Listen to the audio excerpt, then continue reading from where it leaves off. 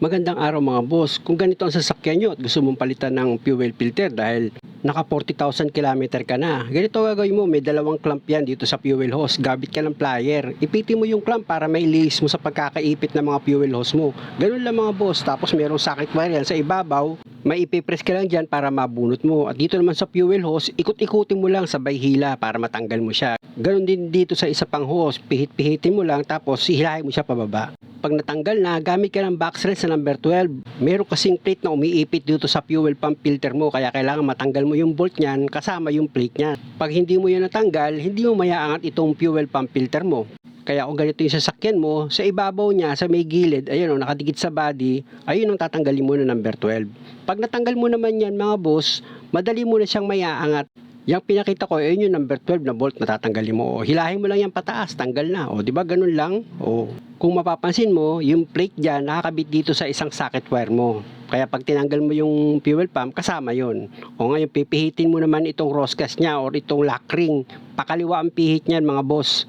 Madali lang itong gawin mga boss, kayang-kaya nyo to, hindi mo na kailangan dalhin pa sa pagawaan. At syempre, bago mo siya baklasin, ang hinahanap ko dyan, yung arrow niya. Kailangan, ibabalik mo yan, tapat-tapat yung arrow niya. Tuturo ko yan sa inyo kung nasan yung arrow. Ayan, yung pinapahiran ko, ayan. Yan yung arrow, tapos dito sa upper pump, may arrow din yan. Pati itong lock ring, may arrow din yan. Pag ibinalik nyo yan, dapat tapat silang tatlo. Pag hindi mo kasi naitapat yan, mag-iiba yung position ng paglalagyan mo ng hose. At sa pagtanggal naman ng upper pump, dahan-dahan lang, hilot-hilito mo lang sa pagtanggal. O, di ba, tanggal na, dahan-dahanin mo lang yun mga boss. At dahil nga sa 40,000 kilometer na tinakbo nito, ayan, magpapalit na ako ng fuel filter niya. Dapat every 20,000 kilometer, pinapalitan nyo yung fuel filter. Huwag yung hintay humina yung takbo bago kayo magpalit o kaya umilaw pa sa dashboard nyo. Dito naman sa housing ng ano niya, ng fuel pump nyo, meron niyang o-ring, tanggalin mo lang yan. Tapos yung fuel filter, wag mo kalimutang linisang maigi bago mo ibalik itong bagong o-ring niya. Mga boss, nalinis ko na yan. Sa paglinis naman niya, madali lang. Balawan mo lang diesel ng diesel, tapos basahang malinis. Pinunasan ko lang. Huwag yun ang hanginan ng malakas kasi pwedeng masira yung plot niya sa loob. Tapos ito na yung bagong fuel filter na ilalagay ko. Sa paglagay ng fuel filter, madali lang. Lagay nyo lang siya. Basta-basta, okay na yun. Pero yung arrow niya, ayan, yung tinuturo kong yan, may pagtatapatan kayo dyan na dapat pag ibinalik nyo, magkakatapat yan. Gaya itong upper pump. Ay, tinuturo ko, may arrow din yan. Ayan, oh. May arrow yan, maliit. Kaya pag inilagay nyo itong upper pump, dapat tatapat yan sa body niya na may arrow din. Ngayon, ipipress nyo yan, yung head tsaka yung body. Parang i-ano nyo, didiin nyo sasabay. Ipipress nyo yan. Papasok yan mga boss. Pag pumasok yan, pwede mo na ngayon siyang i-roscas. Ang ibig kong sabihin, yung lock ring yan, yung pinipihit ko, pwede mo na siya ngayong pihitin pa kanan. Mapapansin mo, pag pinipihit mo yan, kapag tama na yung higpit mo, yung arrow niyan tatapat na sa upper pump at saka dito sa body ng fuel pump mo. O yan, o, tingnan mo, medyo pa nakalis ng konti, di ba? Lis pa siya eh, kaya pipihitin ko pa yan. Pag pinihit mo yan mga boss at tumapat na siya, para sigurado kang tumapat yan, tutunog yan, tok, gaganon siya. O, ayan, ayan, tapat na siya ngayon, o, di ba? Yan ang ibig ko sabihin. Mahalaga kasi na bago mo ilagay yung fuel pump, para hindi ka umulit ng trabaho, dapat yung arrow yan, check mo kung magkakatapat sila. At pag okay na, dito naman tayo sa likod ng fuel pump mo. Papakita ko sa inyo kung paano nyo siya i-slide. Kung mapapansin nyo, yung hinawakan kong yan, ayan, yung hinawakan ng daliri ko, meron niyang gatla. Ayan o, yan, yung inaano ko. May pagdudulasan ka dyan, isasaksak mo siya dyan. Dyan mo siya ngayon i-slide. Itatapat mo dyan, isisentro mo, tapos itutulak mo siya pababa. Ganun ang gagawin mong style mga boss. O, tingnan mo, ilalagay ko na ha, o. Pag tumapat na siya, para may slide mo, itulak mo na yan pababa. Okay na yun.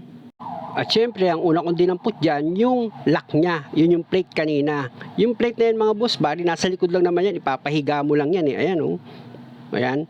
Tapos lalagyan mo na siya ng number 12 na bolt. Yung number 12 na bolt.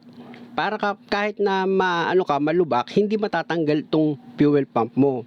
Kasi pag wala niyan, pag nalubak yan, matatanggal yan. Kasi yung umaharang yung plate na yon. Tapos ito namang isang socket wire, yung pinakita ko, isaksak mo na yan. Huwag mong kalilimutang wag ilagay yan. At pag nailagay mo na yan, kumuha ka na ngayon ng socket wrench. Higpitan mo na ngayon yung number 12 na niluwagan mo kanina. Yan yung bolt.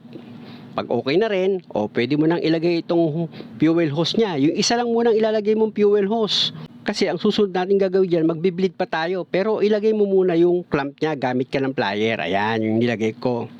At pag okay na, ipump mo na itong fuel pump mo. Kailangan mapuno mo ng diesel yan at matanggal mo yung hangin. Kailangan pag nilagay mo yung isang hose, wala nang hangin yan. Pagdating naman sa pagpapump, mga boss, tatagal ka dyan ng ilang minuto lang naman eh. Siyempre, edit na to, kaya madali lang. Pero hindi ka abutin ng mga 10 minutes, mga 5 minutes lang. O, nakita nyo yung lumalabas na diesel, buo na siya, malakas na.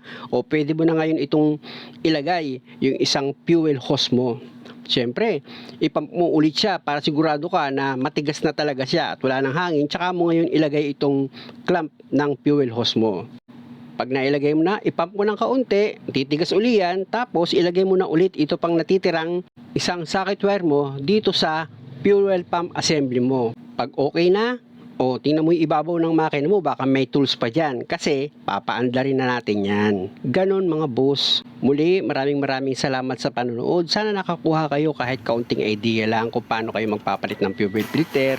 At kung maaari, huwag niyo naman sanang kalimutang mag-subscribe sa channel ko. Pakipindot na rin yung notification bell para laging updated sa bawat video na ginagawa ko. At dahil na-start na natin, i-check na natin kung meron siyang mga leak. Tapos ipapuliin natin, tingnan natin kung wala na ba siyang hangin, matigas na ba siya, pag pinump mo. O diba, napakadali lang naman gawin mga boss. Muli, maraming salamat sa inyo.